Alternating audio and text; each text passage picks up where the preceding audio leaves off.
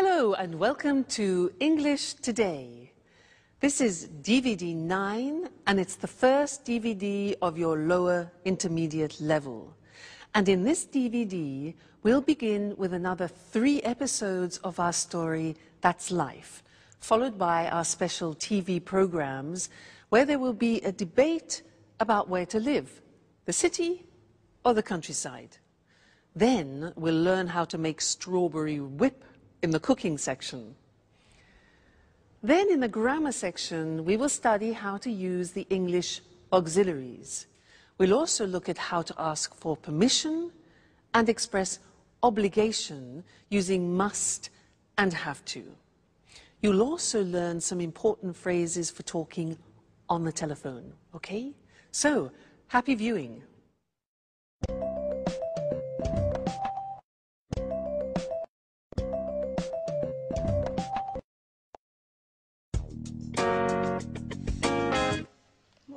Horrible weather. I hate it when it rains. So what are we going to do today? It's a perfect day for tidying up. I enjoy putting the house in order when the weather is bad. By the way, look at the mess.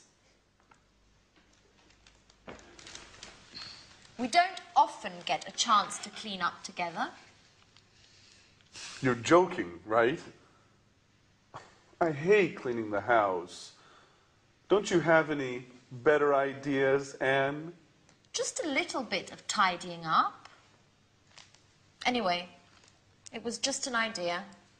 And not a bad idea at that, in my opinion. Sorry, that idea is bad. What else do you suggest? Personally, I enjoy doing something more exciting than vacuuming and doing the dusting. Why don't we play a game? What kind of game? How about playing cards? No, I hate playing cards. It's so boring. Let's see what's on TV. Cartoons, soap operas, political talk shows. There's nothing interesting on. Shall we go for a walk? I like walking in the rain. Why don't we take a walk to the new bakery in Piccadilly? What do you say? Are you crazy? It's raining out. Well, you know what the traffic's like when it rains. I certainly don't want to get stuck in a traffic jam on a Sunday. That happens every day when I drive to work and when I drive back home. Okay. Okay. So, what shall we do? If you want, I can read your fortunes using the tarot cards. Aren't you interested in what the future holds? That's your favorite hobby. No thanks, Alice. Let's not think about the future. I prefer the future to remain a mystery. Well, I prefer to be prepared if something is going to happen. I don't like surprises. So, sit here. I'll tell you who you are and what your future holds. You know what I like to do on days like this? Nothing. Totally relaxing, doing nothing. I agree with you, Jack. Total relaxation. Now that's a great idea. And maybe eating something nice and tasty. Huh, Anne? Why don't you prepare us one of your lovely lunches? No way, guys. You don't want to go out. You hate cleaning the house. You don't like playing games. So, in other words, you want to do nothing while I have to cook. And do you know what I say? I also enjoy doing nothing. That's what I'm going to do. Watch out, couch. Here I come.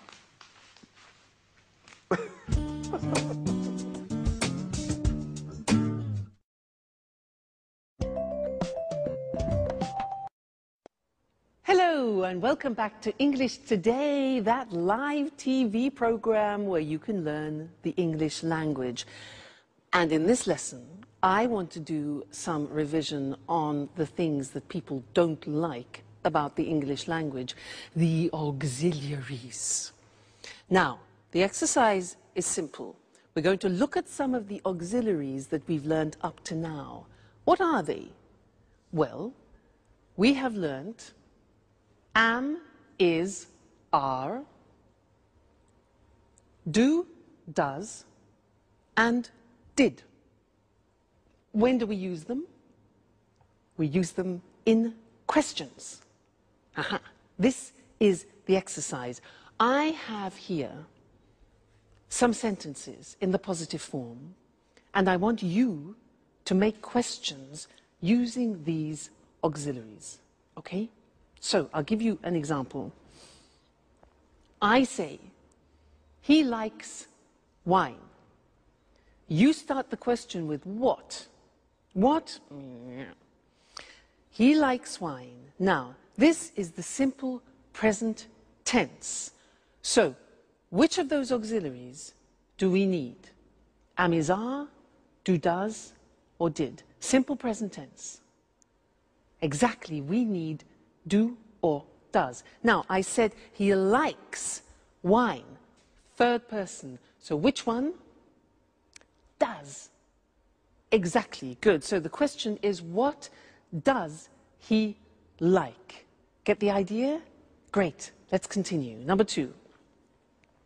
I play tennis. I play tennis. What sport?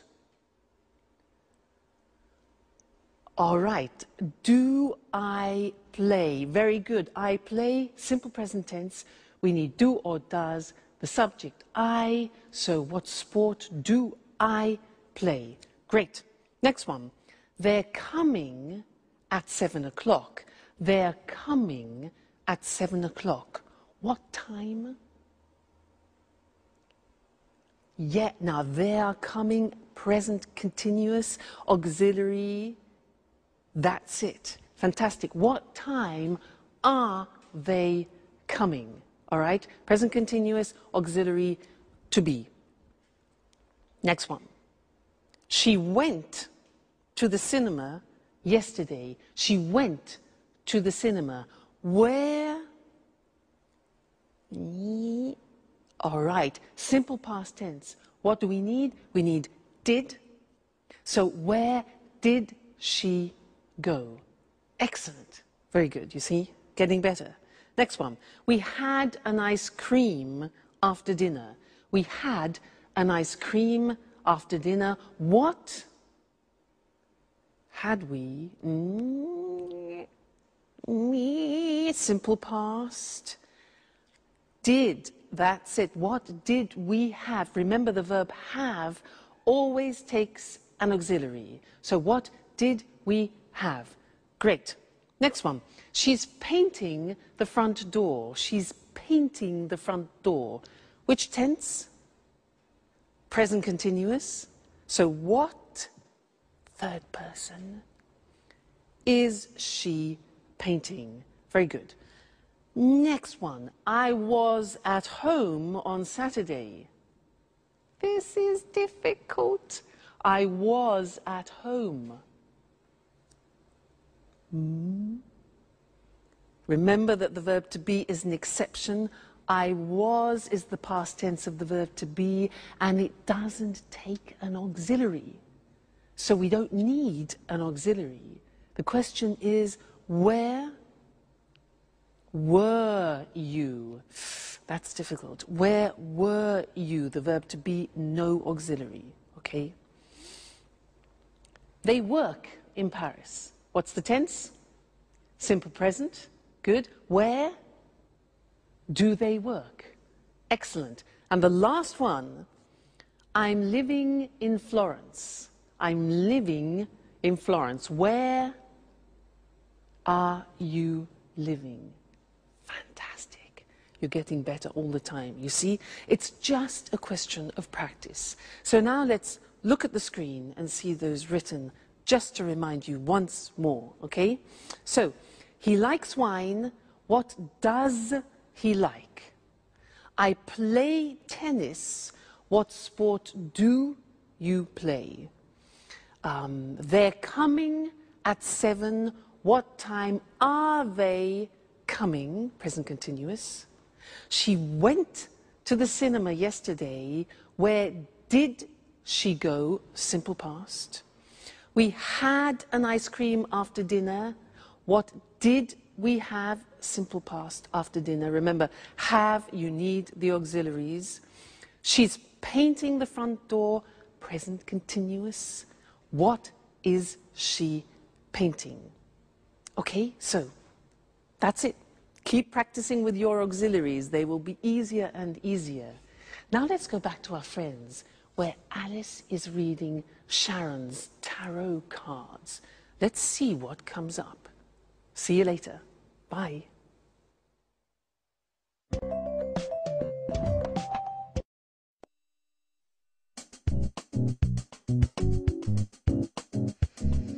Yeah, I see. You are very shy and sweet-tempered, yet you are somewhat moody, and sometimes it seems you prefer to stay by yourself. Yeah, that's right. Sometimes I enjoy solitude. Just me and my thoughts. Yes, indeed. I see that you are worried about something, but that's not clear. I think it has something to do with a boy, or maybe it has something to do with your job. Yes, maybe you are going to get a new job. Wow. Definitely I like the second option. It's much better. But I don't know. Actually, this card means that love troubles are on their way.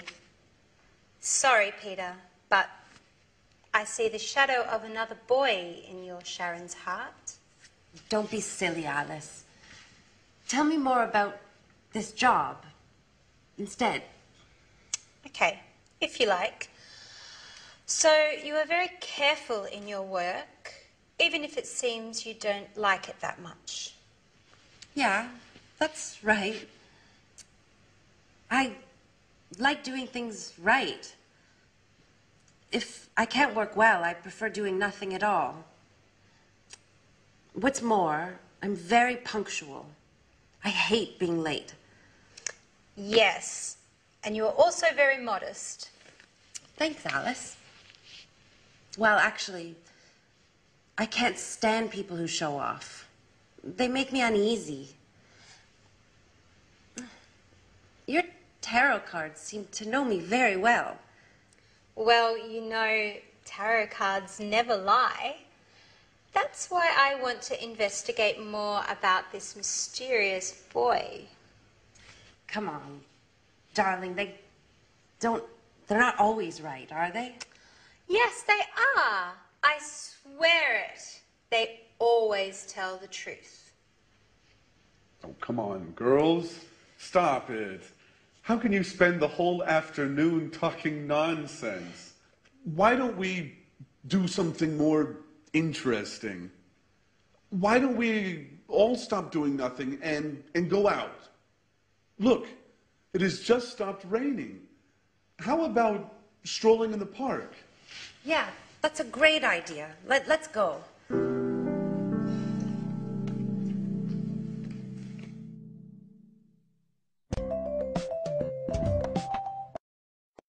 Hello again and welcome back. I want to continue doing some work on auxiliaries. Do you believe in tarot cards? I don't. Now, that's sort of an example of what I'd like to teach you now. Short answers in English. Usually in other languages, when you ask a question like, do you believe in tarot cards? People say yes or no. In English, it's a little bit more complicated. I can say, for example, do you believe in tarot cards? Yes, I do. No, I don't. So we take the auxiliary and we repeat it in the positive or the negative. So that's really quite strange. Other languages don't do that. As it's complicated, I want to go to the screen now and we can look at it written. It'll be easier for you. Very common. You'll hear it all the time. So, look at the example. Does he like wine? Instead of just saying yes or no, we take the auxiliary of the question and we say, yes, he does, or no, he doesn't. You see that? We repeat the auxiliary. Very unusual. Do you play tennis? Do is the auxiliary. Yes, I do. No, I don't. The negative, all right? So we always take the auxiliary of the question. Next one. Are they coming at 7 o'clock? We've changed tense. It's the present continuous, the auxiliary to be. So yes, they are, or no, they aren't. Are they coming at 7 o'clock? Yes, they are. No, they aren't. Next. Did she go to the cinema yesterday? Did, simple past. Repeat. Yes, she did. No, she didn't. Okay? Next one. Did you have an ice cream after dinner? Yes, we did. No, we didn't. Is she painting the front door? Is. Yes, she is. No, she isn't. Were you at home on Saturday? Now listen to this. Yes, I was. You take the verb to be and you put it in the correct form. So were you? Yes, I was. No, I wasn't. Okay? Is she in the bathroom? Is. Yes, she is. No, she isn't. Do they work in Paris? Yes, they do. No, they don't. Are you living in Florence? Yes, I am. Verb to be, are you? Yes, I am. No, I'm not. So you see, it's really quite unusual, isn't it? And it's not easy. It's not a spontaneous thing. You have to practice. So, do you understand? Yes, I do. No, I don't. All right, so those are your short answers. Have some fun with them. Keep practicing them. And I'll see you in our next lesson. Okay, bye.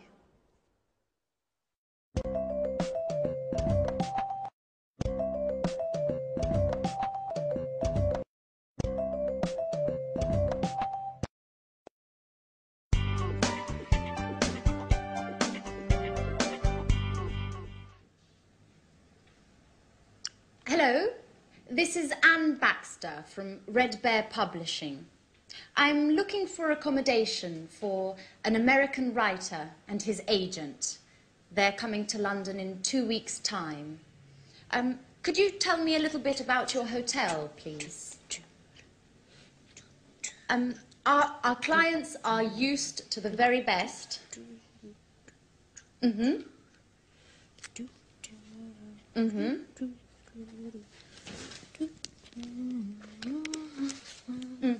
And do you also have a swimming pool? No. A sauna? Great. And as far as entertainment is concerned, do you have a lounge with live music?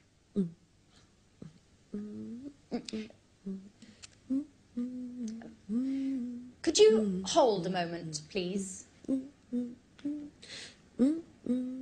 Sharon, stop humming, please.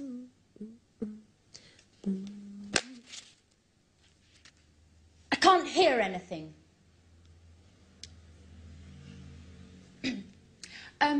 Okay, well, thank you very much for your help. I'll let you know as soon as possible. Right. Goodbye.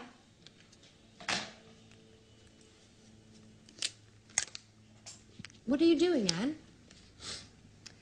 My boss asked me to book rooms for 2 of our most demanding clients. Well, they would like a quiet hotel near our publishing house.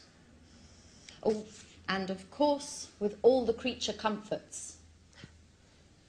So I'm making a few telephone calls.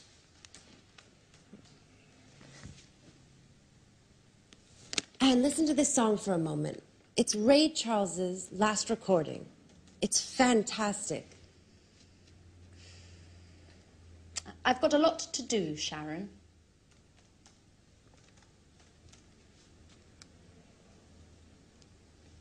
Just for 1 minute, Anne. Come on. I'm afraid I can't now. But just, why don't you go over to Alice's? She's having a shower. You know, when Alice gets in the bathroom, she takes at least 2 hours. Well, do whatever you want. Just, please, get out of this room. Anne, what's the matter today? Why are you treating me so badly? That's enough, Sharon. I know everything about it. Everything about what? That you've got a lover. A lover? Are you going crazy, Anne? Oh, don't try and pretend with me, Sharon. And I call you a friend. But it's the truth. Uh-huh. And who is my romantic lover, by the way? You know. I'm talking about Jack. Jack? What are you talking about? The photograph. The one where you and Jack are kissing. It's not what you think, Anne. Uh-huh. So you tell me. You know, a picture says more than 1,000 words. That photo is from 3 years ago. We were engaged. Or what? But you and Jack were engaged. I know. I know. I wanted to avoid stupid gossip. And also because of Peter. So now you're telling me that... Well, I can't believe it. I know. I didn't want to hurt your feelings. See, now you're angry with me. That's why. Well, you're right, Sharon. I am mad at you. And now I look like a fool. I'm sorry, Anne, really. No, my hair! What's going on? My God, It's Alice. no. Come on, let's go see what's happening. Alice, quickly! Help! My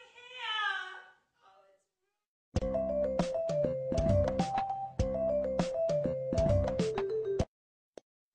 Hello again and welcome back to English Today. Did you see that last episode of That's Life? Poor Anne. Well, sometimes the truth is difficult to hear, isn't it? Yeah. Oh, sorry. Sorry, I forgot to turn my phone off. This live television program. Just one moment.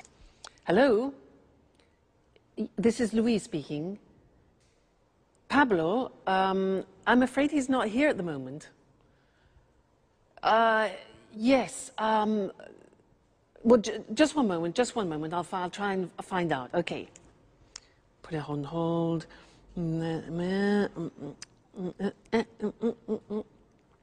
Hello?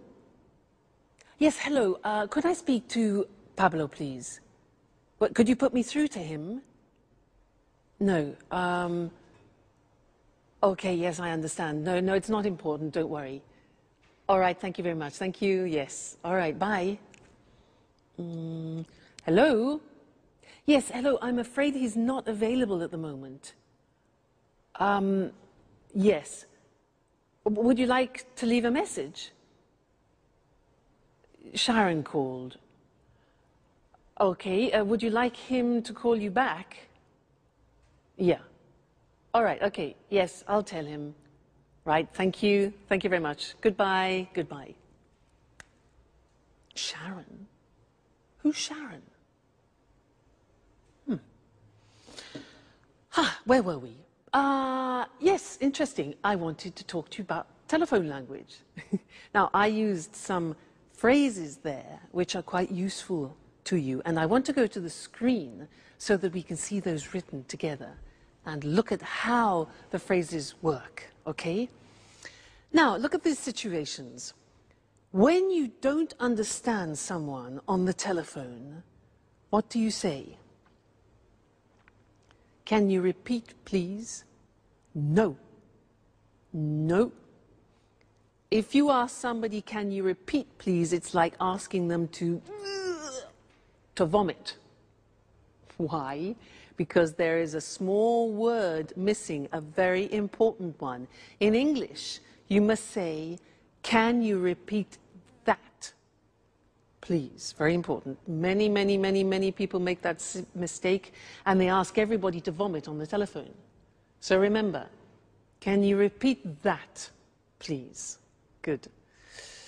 Next, when, for example, imagine that you are on the telephone and you want to write something down when the person is speaking. So you want them to... Okay, good. So you stop them. Just a minute. Just a minute. This is difficult. We say in English, I'll make a note of that. Okay? Just a minute. I'll make a note of that. I'll make a note of that. Snap decision. All right? Next one. Imagine you're on the telephone and somebody knocks at the door when you're speaking. Now, you have to say, What can you say? Yeah, so just a minute. We say, I'll be right back. Now that means that you're going somewhere and coming back then quickly. So just a minute, I'll be right back. I'll be right back. Okay? Useful, that phrase. Now, you return to the phone, okay, and the other person has been waiting for you. So you need to apologize for the inconvenience. So you can say, sorry. We say in English, sorry to keep you waiting. Sorry to keep you waiting.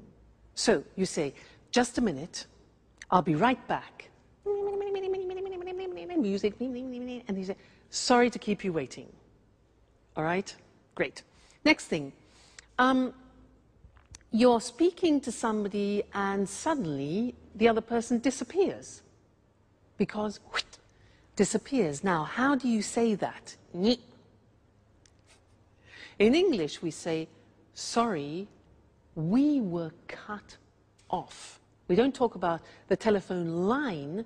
We say, sorry, we were cut off. Okay? Great. Now, when the line is bad, you know, with mobile phones, often you can't hear properly, especially when you're on the train, sometimes when you're in the mountains, and you hear... Do you know what you can say? We say in English, hello, you're breaking up. You're breaking up. I'll call you back. I'll call you back. So, you're breaking up, I'll call you back, or can you call me back? All right, so those are some of the most important phrases when you're speaking on the phone, but we will be looking at more telephone language because it's very useful for you and it's a bit unusual. You need to practice it a lot. Practice in the bath, for example. I'll be right back. I'll be right back. So that way you don't panic when you answer in English.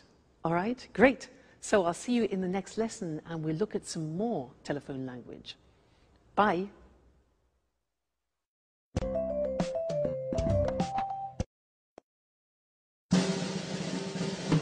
What's happening? Alice, why are you screaming? My hair! Look!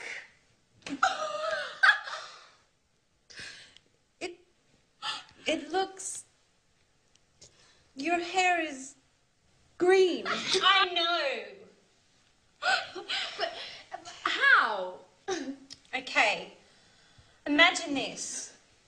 I'm washing my hair. Well, colouring my hair, actually.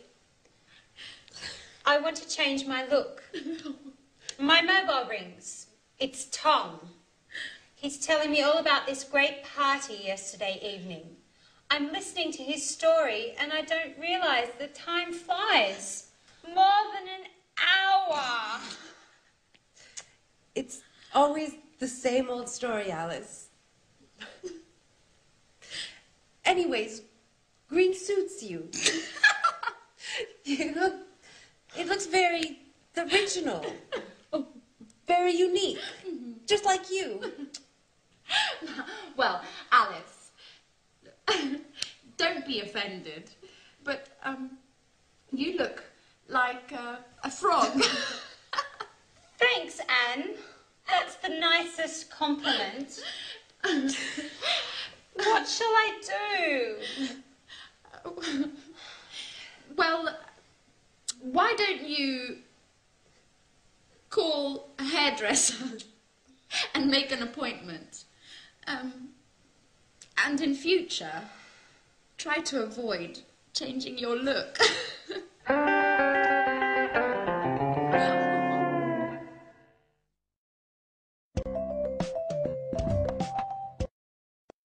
Hello again and welcome back to your live TV program where you learn English.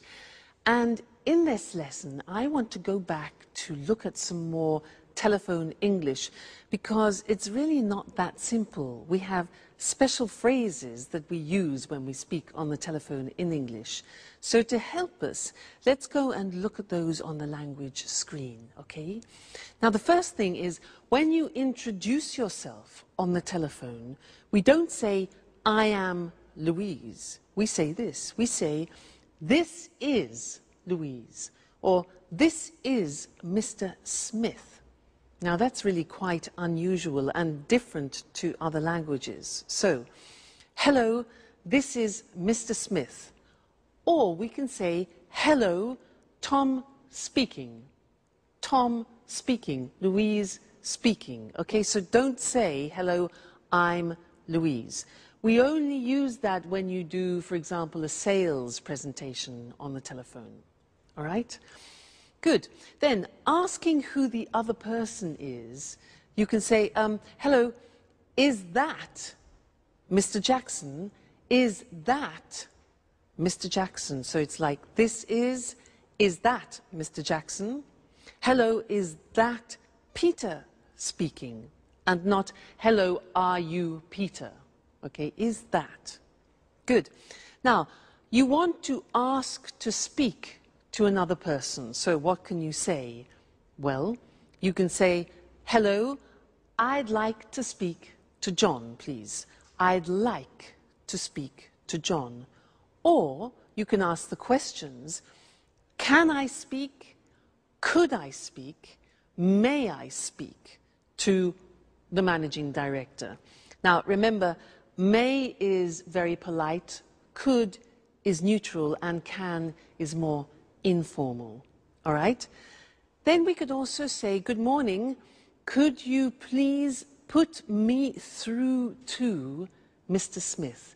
Now, put me through to, which is difficult to say, put me through to, is like saying in American English, could you connect me to?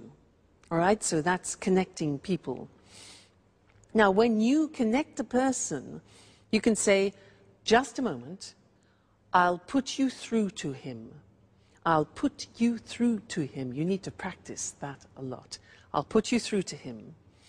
Or, yes, Mr. Smith is in. I'm trying to connect you now. Connect is the other word. And you can say, hold on, just a moment, please. That's to ask people to wait, okay? Good. Then leaving a message, you could say, you could ask, could you take a message, please? Could you take a message? Or can I leave a message?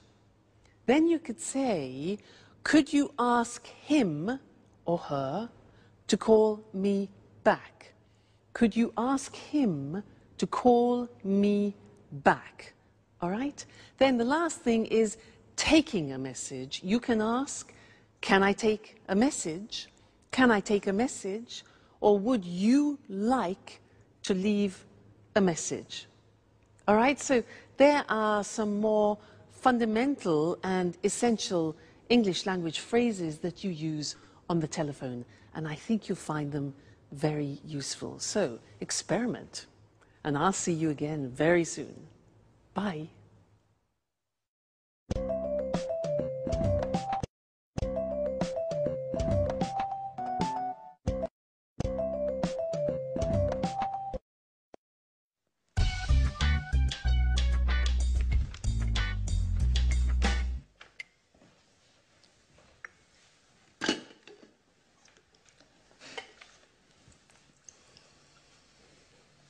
Good morning, everybody. Can I ask you a question? Yesterday evening, I got... Sorry, Jack, I can't listen now. I've got to get to work.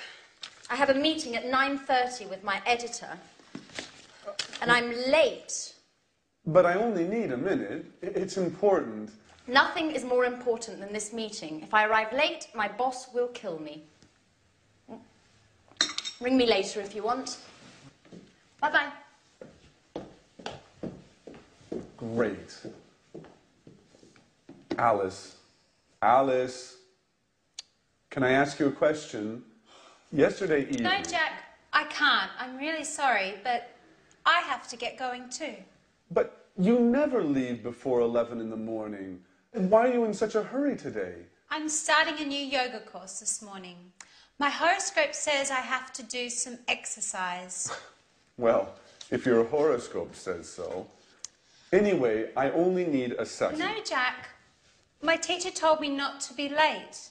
You can give me a call later. But Alice, wait! It's important. What a bunch of nuts. I wonder what my aunt will think.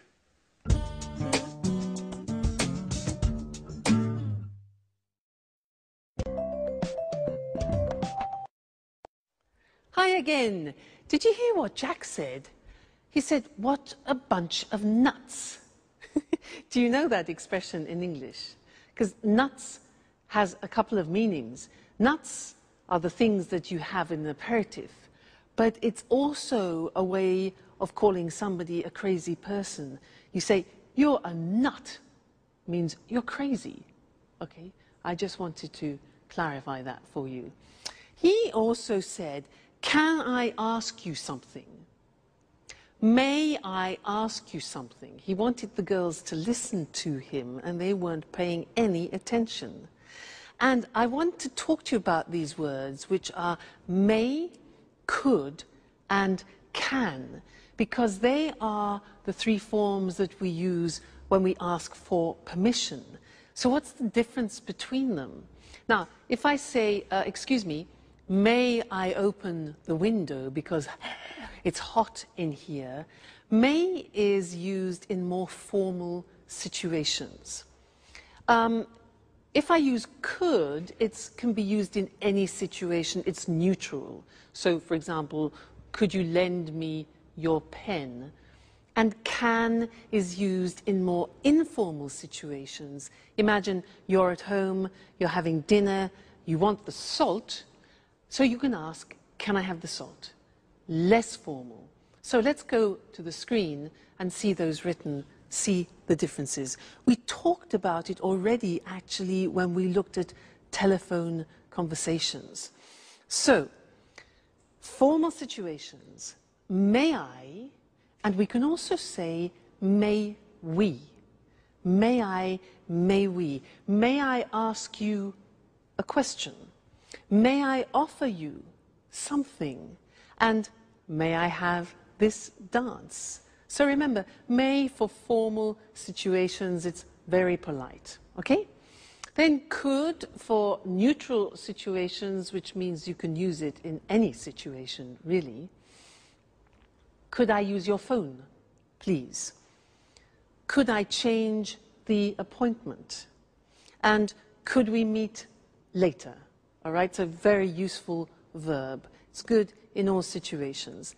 And then can you pass me the salt? Please, more informal with your friends, your family, people you know well. Can I have some wine, please? And can I borrow the car tonight? So, those are the examples, all right? May, could, and can. So, remember, depending on who you are talking to, make that choice. May, could, or can. Let's go back to That's Life. The girls are exhausted, and Jack has a surprise for them. Let's see what it is. Bye.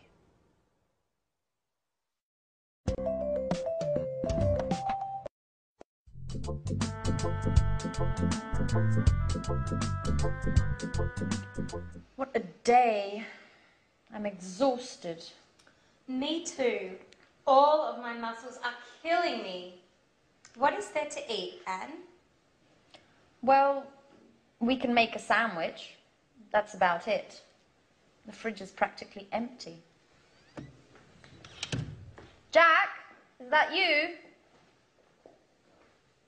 Who's that with him? Hi, everybody. This is my Aunt Carolina. She came all the way from Bologna to see me. She'd like to see how I'm getting along. Well, good evening.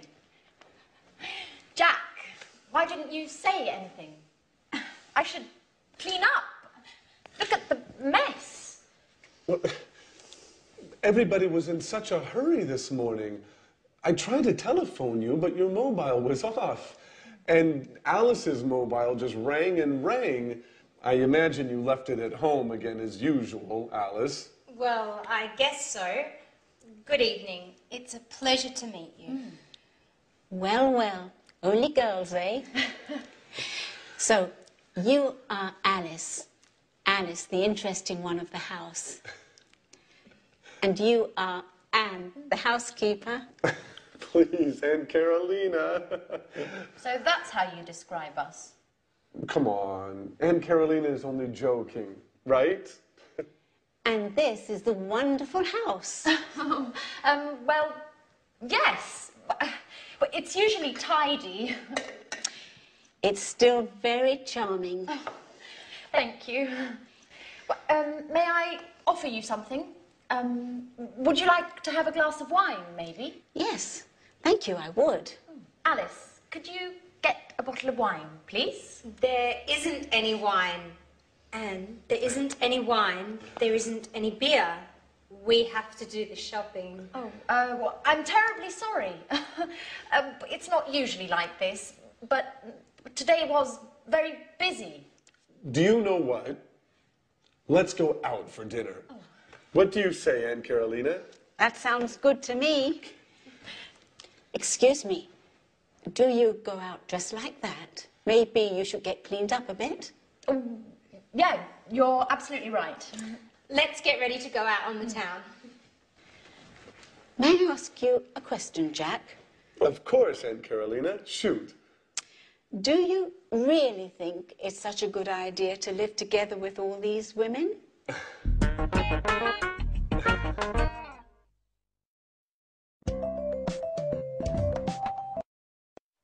Well, hello, Mr. Monkey, and how are we feeling today? Let's check the thermometer. I know you're not well. Let's have a look. Good. Yes, the temperature has gone down. That's good news. Now, Mr. Monkey, you don't have to stay in bed any longer, okay, because your temperature has gone down, but you can't go out monkeying, not yet.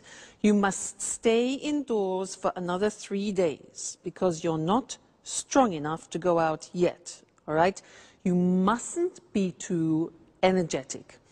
You can have relaxing baths and you can eat whatever you want, but you mustn't have any alcohol, okay, because you haven't finished your antibiotics and it could have a disastrous effect on you, all right? So you must finish your cycle of tablets. Now, let's see what else.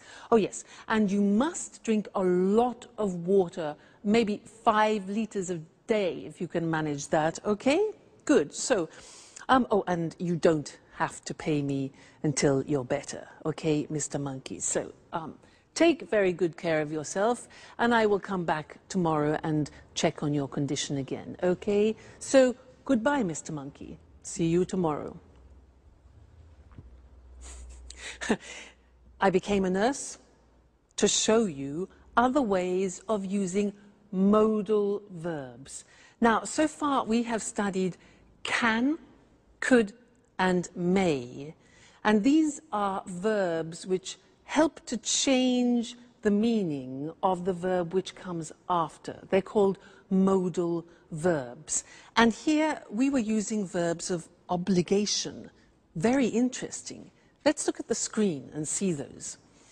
Now, let's first go back to permission. Remember, we talked about can is a form of expressing permission, and I was giving him permission to do things. For example, you can eat whatever you want, you can go for walks, and you can't, however, that's not giving permission, you can't go monkeying or you can't go to work, all right?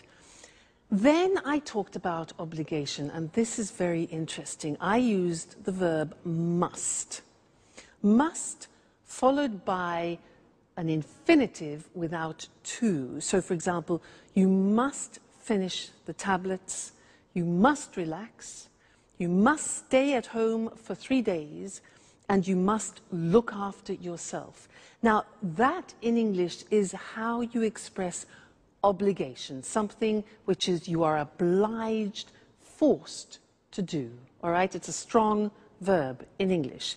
Now, the opposite, mustn't, means prohibition. If you do that, okay, so very strong verb. You mustn't drink alcohol. You mustn't do anything energetic. And you mustn't jump about. All right? So must and mustn't. Must, obligation, mustn't, prohibition. Then I said something else. I said, you don't have to stay in bed. Now that's very interesting because that's optional obligation.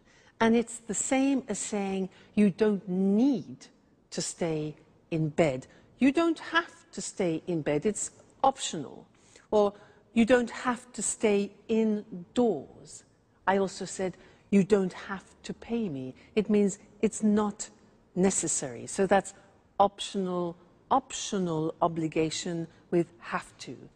So that's an important lesson. Must, mustn't, and have to as different ways of expressing obligation.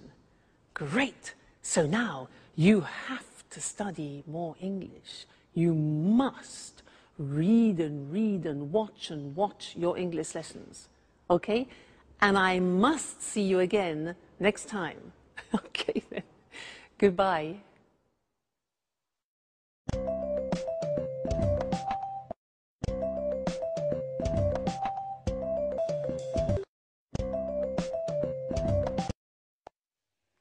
Good evening. Welcome to this week's edition of Let's Talk, our discussion program with our commentators, Tom and Marie. How are you? Fine, Eric. Fine. Good to see you again. Well, did you have a good weekend? Very good, thanks. I relaxed in the country. I have a house there. It's so peaceful. A healthy weekend. And you, Tom? Well, I had a great weekend too. I stayed in the city and it wasn't peaceful. I went out a lot and made some new friends. Sounds like a good weekend to me. So, the same old story. A relaxing, peaceful life in the country compared with an exciting life in the city. Where's the best place to be? In the city or in the country? Let's discuss this more. Sure. I'll convince you that gardening's more interesting than the pollution and chaos of the city. Well, I'm not so sure about that. Last weekend, I went to the cinema, a rock concert, and 2 parties. Gardening isn't for me. Really? Your weekend certainly wasn't relaxing. Don't you feel tired? Well, maybe a little, yes, but I love city life. The city offers so many things. It's fantastic. I don't agree with you. Life in the city is too stressful. You rush around all day long. And then there's the traffic and finding a parking space. Walking in the woods is far better than being stuck in traffic jams. I'm really thinking of moving to the country. Well, I don't think I could ever live in the country. I'd die of boredom. It would be a problem for my work, too. You're wrong, Tom. You can work from home. A friend of mine does this. He works from home. He uses the internet for email and virtual meetings. He goes to the office in the city 2 or 3 times a month. He's got 3 children, and life in the country is great for the family. And he loves gardening too. And gardening is difficult in the city, isn't it? Sure, but country life is so isolating. You don't meet new people. Well, okay, the city is more polluted, more stressful, but country life is so boring. I like meeting new people, making new friends, and in the city it's easy to meet new people. I'm not so sure about that. Whenever I'm in the country, lots of my friends come to visit me. They all complain about the stress of city life, and they really enjoy the peace and quiet of the country. I'm sure that sooner or later, you'll arrive too. Let's bet on it. But if I do come, I'll bring a few friends and maybe we'll have a party. Okay, I'll be waiting for you. Of course, you're invited too, Eric. Oh, thanks, Marie. Okay, this is a good compromise. A less stressful weekend for Tom and a more exciting one for Marie. Well, the city or the country? I think it's difficult to say where it's best to live. It depends upon your taste. The country life is more relaxing, whereas the city life is more exciting. Well, time to say goodbye. Goodbye, Marie, and goodbye, Tom. Goodbye, Eric. Goodbye, Eric. And goodbye to you. And see you again next time on Let's Talk.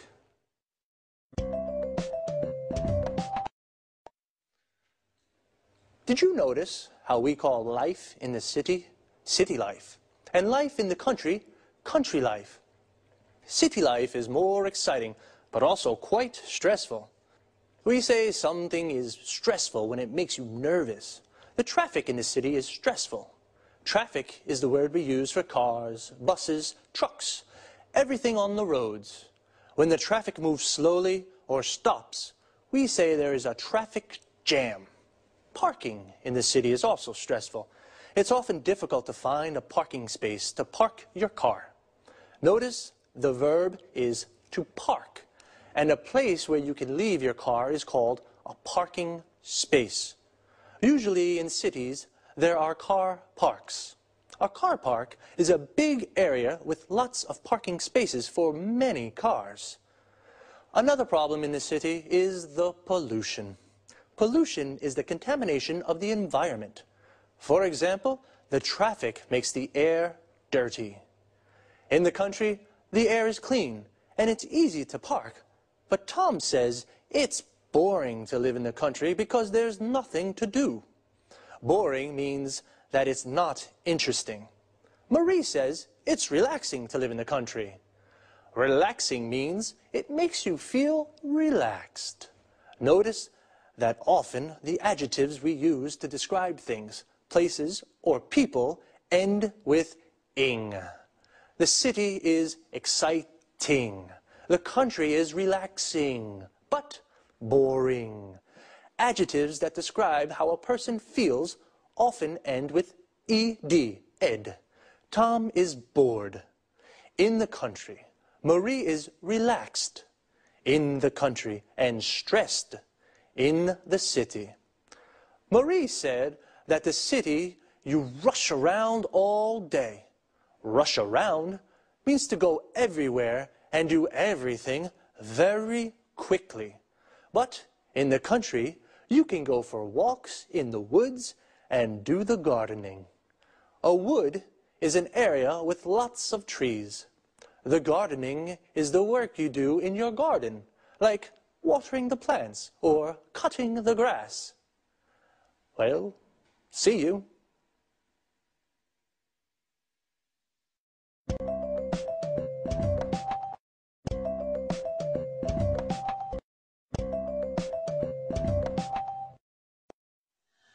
Welcome to Cooking Today.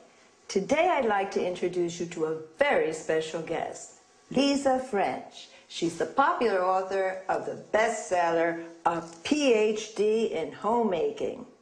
Lisa, thank you so much for inviting us into your home. It's my pleasure.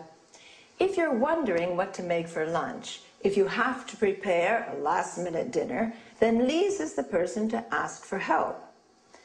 Listen, Lisa, I'm having a dinner on Saturday. Could you give me a tip on a quick and tasty dessert? Of course. You can prepare an easy-to-make dish with fresh strawberries. The strawberry season only lasts a few weeks, so it's worthwhile making the best of in-season berries. And it can be made in a jiffy. Oh, strawberries. I absolutely go mad about strawberries. So let's get started. Just the idea of strawberries makes my mouth water. First, wash, drain, and hull strawberries for 4 servings. Then, mash them to a pulp. All of them? No, you have to put aside some good ones for decoration. Okay, then what? Next, whip about half a pint of cream. Then whisk 2 egg whites stiffly and fold into the cream.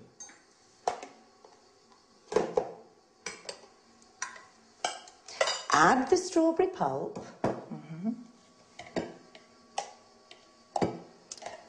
and stir in 2 tablespoons of caster sugar.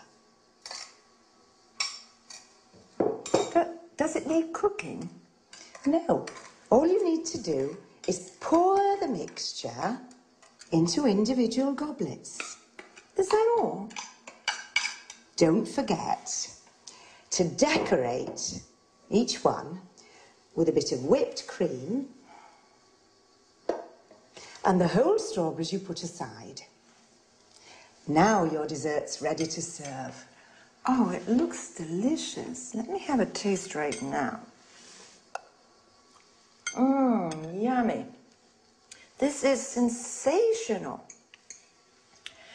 If any of you have a request regarding homemaking, then please contact us at our studio, 800-332211, or send an email to cookingtoday@homemakingtv.com.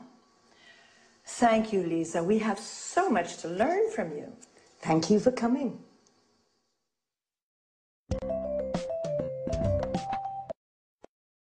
Have you enjoyed the recipe? Well, now let's go over the language used in the interview. First of all, let's explain what a homemaker is. A homemaker is an expert in all matters concerning administration and running of a household, cooking, budgeting, sewing, etc. Lisa used some typical culinary terms. Drain means eliminating excess water from food after washing or boiling. You drain pasta, vegetables, and so on. Hull means removing inedible parts from the food, like peas, beans, or strawberries. Mash means crushing some food, such as potato or carrots, into a paste. Whip means beating to a fluffy consistency, as in whipping cream. Whisk means whipping, egg whites, for example, to a froth, incorporating air or until firm. We say whisking stiffly.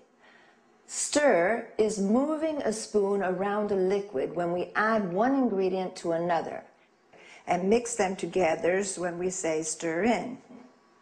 Fold in means blending other ingredients to a whipped mixture, stirring gently. Pour means adding a liquid into a mixture or serving tea, coffee, water. Lisa also mentioned a goblet, which is a small cup with stem to serve fruit salad or ice cream. A pint, which is a unit of liquid measure equivalent to 568 milliliters, a UK pint, or 550 milliliters, a US pint. A tablespoon is also used as a unit of measure. In order to express appreciation about food, we say tasty, delicious, yummy, mouth-watering. Lisa said in-season berries to mean fresh fruit. Otherwise, we say out of season, not to be confused with the word seasoning, which means adding salt, pepper, and other spices to food. A berry is a small fruit, such as a strawberry, blackberry, raspberry, blueberry. Another useful term is serving. You can also say helping. It refers to individual portions of food. Well, I hope you've had a good time, and I'll see you